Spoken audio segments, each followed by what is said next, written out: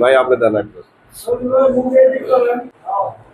ওইদিকে ওইদিকে নেবেন ওইদিকে যাও ওইদিকে যাও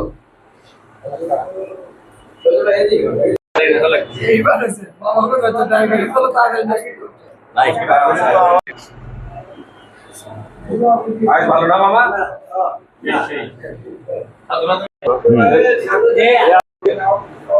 ঐতিহ্যবাহী গোবিন্দগঞ্জ উপজেলা এবং পৌরসভার আজকে কফি শপ অ্যান্ড পায়েস ঘরের শুভ উদ্বোধন।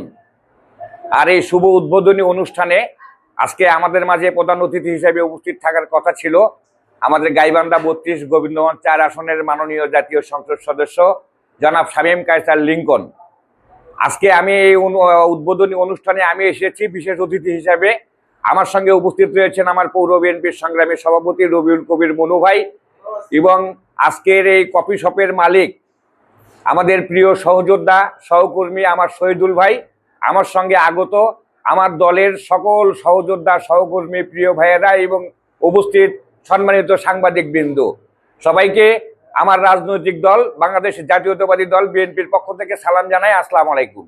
সম্মানিত উপস্থিতি, আমরা আশা করছি গোবিন্দগঞ্জে এই প্রথম ভিন্ন ধর্মী একটা রেস্টুরেন্ট কফি শপ অ্যান্ড পায়েস ঘরের যে শুভ উদ্বোধন হলো, এটির মধ্য দিয়ে আমরা আশা করছি এই ব্যবসার ব্যাপক একটা পরিসর ঘটবে এবং গোবিন্দগঞ্জের সর্বস্তরের মানুষ কফি শপ অ্যান্ড পায়েস ঘরে তারা আসবে। এখানে তাদের আতিথেয়তার জন্য সর্বাত্মক সহযোগিতা এই প্রতিষ্ঠানের পক্ষ থেকে তারা করবে। আমরা আশা করছি এই প্রতিষ্ঠানের উত্তরোত্তর মঙ্গল এবং সমৃদ্ধি কামনা করে, প্রতিষ্ঠানের সফলতা কামনা করে, সবার সুস্বাস্থ্য দীর্ঘায়ু কামনা করে আমার কথা শেষ করছি। আল্লাহ হাফেজ। বাংলাদেশ জিন্দাবাদ। ধন্যবাদ।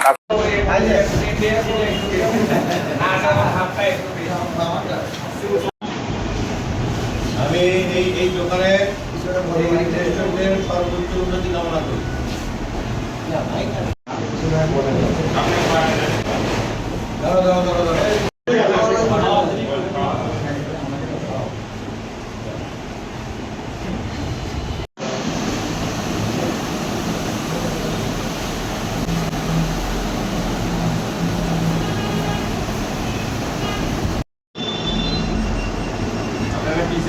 সবাই আসতো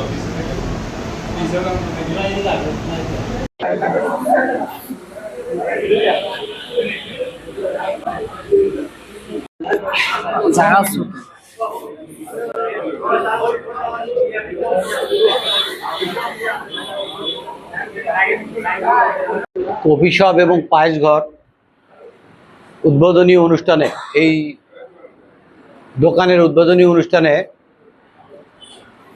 আমি খুব খুশি হয়েছি। পায়েস ঘর নামে আজকে গোবিন্দগঞ্জে প্রথম একটি খাওয়ার স্ন্যাক্স ঘর উদ্বোধন হলো। এই উদ্বোধনী আমি চাই যে আগামী দিনে এই কফি শপ এবং পায়েস ঘর উত্তর উন্নতি কামনা করবে এবং গোবিন্দগঞ্জের সমস্ত আপামর জনগণের কাছে আহ্বান থাকবে, আপনারা আসুন, দেখুন, এখানে একবার বসুন। আর এখানকার যে প্রোপাইটার শহীদুল ইসলাম ও অত্যন্ত ভদ্র ছেলে, আমার ছোট ভাই, এখানকার আমার ছোট ভাই, আমি আশা করি এবং আমি দোয়া করি ওর উত্তর উন্নতি কামনা হোক, এখান থেকে ও অনেক বড় জায়গায় যাক, এই আমার আশা থাকবে এবং আশাবাদ ব্যক্ত করি। ব্যবসা সমিতির পক্ষ থেকে ধন্যবাদ জানাই।